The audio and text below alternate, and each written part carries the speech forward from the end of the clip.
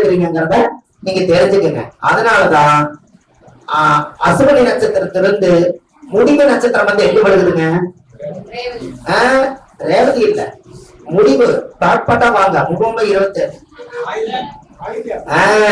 கரெக்டா சொன்னீங்க. ஆயுத நட்சத்திரத்தோட ஜென்மம் முடிஞ்சது. மறுபடியும் என்ன ஆகுதுங்க? மக நட்சத்திரம் இனப்பெருக்கம் ஆகுது. மக நட்சத்திரம் இனப்பெருக்கம் ஆகுது. மகன் வந்து எனக்கு இல்ல, மக இனப்பெருக்கம் மறுபடியும் ஆகணும்னா அங்க வந்து 9 நட்சத்திரம் முடிஞ்சிருச்சுன்னா அப்புறம் யாரு உயிரை உருவாக்குறது? அத சொல்ல வரேன். மக நட்சத்திரம் ஆணிலையும் பூர நட்சத்திரம் பெண்ணிலையும் ரெண்டும் யோனி பொருத்தம். ஆணும் பெண்ணும் சேர்ந்து ஒரு இனப்பெருக்கமாகி 16 நாளைக்கு ஒருக்கா குட்டி போடுறது எலிக்குட்டி மட்டும்தான். அதனாலதான் அங்க கொண்டு போய் மக நட்சத்திர ஆணிலையும் பூர நட்சத்திர பெண்ணிலையும் வச்சு காலச்சக்கரத்துக்கு 5ஆம் இடம் உத்தரஸ்தானம் வச்சாங்க. அதனாலதான் இனப்பெருக்க குழந்தை உருவாச்சு. அந்த இடத்துல இருந்து மறுபடியும் எங்க வர்றீங்க?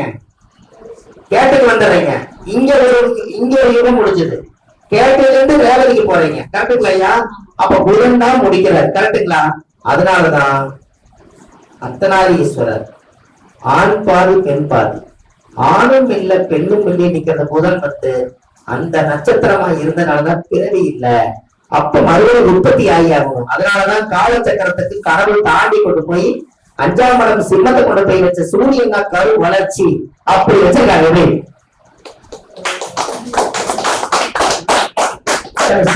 சூச்சலுக்குள்ள இருக்கு. நீங்க எடுத்தீங்கன்னா போதும். சூச்சல் ரகசியம். 5ஆம் இடம் தாம்பத்தியம். அது தாம்பத்தியத்துக்கு யோனின்னு வச்சிருக்காங்க. திருமண பொருத்தத்துல 5ஆம் நம்பர் என்ன வருது? தினம், கணம், மகேந்திரம், திரீதிர்க்கம், யோனி. இங்க எத்தனை வருது? 5. அந்த காலச்சக்கரத்துக்கு 5. அப்போ ஆண்களையும் பெண்களையும் 16 நாள் பேர்த்த இனப்பெருக்கக்கூடிய விதத்தை இதுவரைக்கும் நீங்க வாழ்க்கையில பாத்துக்கிறீங்களா? எலிக்குட்டி 14 நாள் கொட்டி கொண்டு எப்படி? அதனாலதான் ஆண்களையும் பெண்களையும் வச்சாங்க. அந்த ரெண்டும் சேர்ந்து அங்க கரு உருவாகி அந்த 5ஆம் இடம் உத்தரஸ்தானத்துலதான் இனப்பெருக்கத்தை கொண்டு போய் வச்சிருக்காங்க. அதனாலதான் சிம்ம ராசி என்பது பெண் சிங்கம் வேட்டையாடி ஆண் சிங்கத்தை கொண்டு வந்து கொடுக்கும். ஆண் சிங்கம் வேட்டையாடாது. அதே பெண் சிங்கம் பிரசவம் பார்க்க போது, பிரசவத்துல இருந்து குழந்தை சிங்கக்குட்டி வெளியில வரப்போது ஆண் சிங்கம் ஒரு நாள் சாப்பிடாம பிரசவத்தன்னைக்கு மற்ற மிருகங்கள் வந்து குட்டி தூக்கிட்டு போயிருந்த அன்னைக்கு ஒரு நாள் விரதம் இருந்து அந்த பெண் சிங்கத்துக்கு பாதுகாப்பா இருந்து வேட்டையாடாம நிற்கும். பாத்துக்கீங்க. அப்போ சிம்மம் என்பது நல்லா யோசிங்க. சிம்ம ராசியில யாரு பிறந்தாலும் தனக்கு வச்சுக்க மாட்டாங்க, இன்னொருத்தருக்கு தர்மம் கொடுத்துட்டு போயிடுவாங்க கடைசி காலத்து வரைக்கும். அதனாலதான் பூரத்துக்கு வாழ தெரியாத பூரம் என்று பொருள். இது தெரிஞ்சதுனாலதான் நம்ம அன்னதானம் பண்றோம், கோயில் கட்டுறோம், கும்பாபிஷேகம் பண்றோம். ஏன்? பூரத்துக்கு வாழ தெரியாது. அது புகழுக்கு மட்டும்தான் கட்டுப்படு. நாளைக்கு இந்த பொன்னாடம் இது, நாளைக்கு தர்ம தானம். ஏன் அப்படின்னா பூர நட்சத்திரம் நல்லா யோசிச்சு பாருங்க. சிம்ம ராசி சிங்கம் வந்து ஒரு மானை அடிக்கும். அந்த மானை அடிச்சோடனே அது ஒரு லெக் பீஸ் மட்டும் எடுத்து சாப்பிட்டுரும். அதை சாப்பிட்ட உடனே அது போய் கம்மனு படுத்துக்கும். நாளைக்கு வச்ச சாப்பிடணும்னு செய்யறது மனிதர்கள் மட்டும்தான். சிம்மம் வந்து அந்த நேரத்துக்கு மட்டும்தான் தேவை. மத்த நேரம் அது எவ்வளவு பெரிய பீஸா இருந்தாலும் எடுத்துக்காது. அப்புறம் எப்படி சிம்மம் உழைக்கும்னு எப்படி ஐயா உங்களுக்கு தெரியுதா? எந்த காலத்துக்கு உழைக்க முடியாது சிம்மம். அரசியல், தேர்தல், புகழ் உச்சி வரைக்கும் போயிட்டு வரும், கடைசியில ஒண்ணும் இல்லை. அதனாலதான் ராசியில முதல் ராசி நம்ம சொல்லுவோம். ராசியில முதல் சிம்மத்துக்கு கொடுத்தாங்க. நல்லா பாருங்க, 60 மாடு ஓடும். ஒரு மாடு அடிச்சிருச்சுன்னா எல்லா மாடு அப்படியே நிற்கும். எந்த மாடு ஓடாது. எப்படி சார் சொல்லுங்க? அப்படி இல்லைங்க. அது அந்த சிங்கத்துக்கு தேவை இல்ல, அதுக்கு பசிக்கு ஒரு லெக் பீஸ் தேவை. அடிச்சிருச்சு, மத்தது யாரு வந்தாலும் பக்கத்துல படுத்துருந்தாலும் சரி மான் சாப்பிடாது, சிங்கம் சாப்பிடாது. மத்த எந்த மான் வந்தாலும் சாப்பிடாது, அதுக்கு தேவை. அதனாலதான் அது வச்சு பழக தெரியாதுன்னு சொன்னேன். அதனாலதான் வாழ தெரியாத போறோம்னு. வாழ தெரியாத போற வச்சு குழைக்காது, 4 பேருக்கு நல்ல செஞ்சுக்கிட்டே போயிடும். இன்னொரு விஷயம் பாருங்க, சிம்மம் அடிச்சு மாலை சாப்பிடுதுங்கிற அது ஒரு உயிர், இன்னொரு உயிர் கொள்றது அது பாரம்பரியம், உன்னை அடிச்சு ஒரு குறைக்கிறது. ஆனால் சிங்கம் வந்து வேட்டையாட போனாங்கன்னா அந்த மானை அடிச்சு சாப்பிட்ட உடனே அந்த சிங்கம் என்ன பண்ணுன்னா அது கொஞ்சம் தூரமா போய் ரெஸ்ட் எடுக்கும். மீதி இருக்கக்கூடிய மிருகங்கள் எல்லாம் அந்த மானை சாப்பிடறதுக்கு இந்த சிங்கம் தான் இறங்குறது. அடிக்க முடியல, சிங்கத்தினால முடியுது. அப்ப அதுதான் இறங்குறது. பேட்டுக்கே போறாங்க. இப்பதான் மாவு சுழத்துதான் அடிச்சிருக்குது.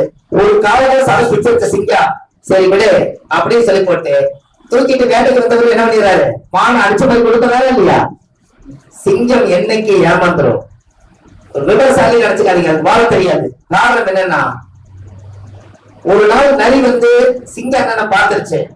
அது கேட்டிருக்குது, என்னை இவ்வளவு தூரம் எல்லாத்தையுமே அடிச்சடிச்சு கொள்வையே, நீ என்ன அடிச்ச முடியுமான்னு கேட்டிருக்குது. யாரு? நரி. உடனே சிங்கம் பார்த்துருக்குது, என்னடா காலையில உனக்கு டைம் சரியில்லையாட்டு இருக்குதுன்னு. உனக்கு தெரியுமா என்னை பத்தி, என் பவர் என்னன்னு உனக்கு தெரியுமா, என் பின்னாடி நீ வந்து பாரு, என் செல்வாக்கலை என்னன்னு உனக்கு தெரியும் இருக்குது. சிங்கம் உடனே ஏமாந்துருச்சு. என்னடா அது, இவன் பின்னாடி போனா என்ன கண்டு எல்லா பேரும் பயப்படுறாங்க, உன்னை கண்டு பயப்படுறாங்களா, இது நான் இது வரைக்கும் காணவே இல்லையே, நீ என் பின்னாடியே வா, எத்தனை மிருகங்கள் என்ன கண்டு ஓடி வருன்னு நேரம் நரி முன்னாடி ஓடி போயிருக்குது. பின்னாடி சிங்கம் வந்திருக்குது. கரடி துப்புரு துப்புரு ஓடியாது இருக்குது. ஐயோ எனக்கு நேரம் தெரியல, சிங்கம் வராது அனுப்பாட்டு ஓடிடுச்சு. நரி கூப்பிட்டு சொல்லியிருக்குது, பாத்தியா இத்தனை நாள் உன்னை கண்டு ஓடிச்சு, இப்ப என்ன கண்டு ஓடுது, மறுபடியும் யானை அங்கிருந்து வந்திருக்குது. சிங்கம் என்ன பார்த்தனே, ஐயோ சாமி நம்ம குரலை தப்பிச்சதுன்னு ஓடிடுச்சு. நாலஞ்சு மிருகத்தை பார்த்தது. ஓ ரைட் ரைட் ரைட், சரி உன்னை கண்டு பயப்படுறாங்களா நாட்டுல, சரி ரைட்டு, நீ இனிமேல் உன்னை நான் தொட மாட்டேன், ஏன்னா நீ உன்ற வேலை உன்ற ரோட பாரு, நான் என்ற ரோட பாருன்னு நரி தந்திரமா தப்பிச்சிருச்சு. அதனால நரி தந்திரம். எப்படி எப்படி சிங்கம் தோற்று, கடைசியில அதான் நடந்தது. கடைசியில சார் சிங்கம் தோத்துருச்சு. தோத்துரும். விவரங்களுக்கு விளையாட கூடாது. சிங்கம் தோத்துருச்சு. ஏன்னா இருக்க வரைக்கும் நான் தாங்களா சார், உண்மையா அவனை சொல்லிடுறேன்.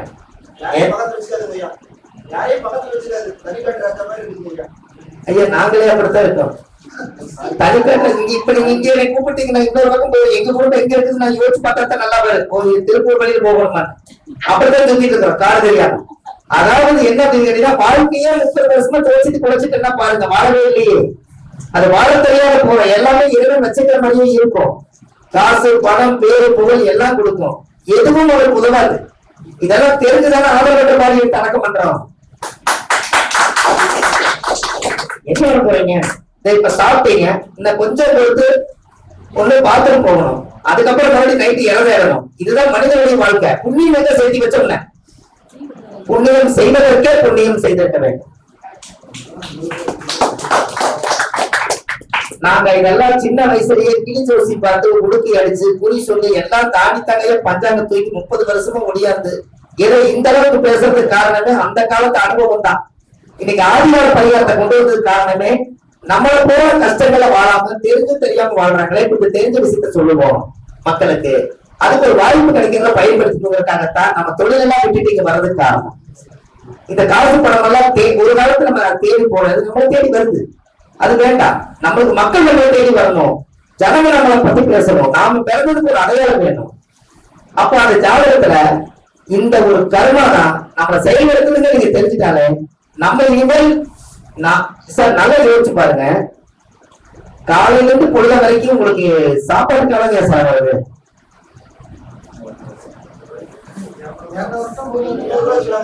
சார் காலையில டிஃபன் 50 ரூபா, மத்தியான சாப்பாடு 100 ரூபா, நைட் டிஃபன் 200 ரூபா முடிச்சு.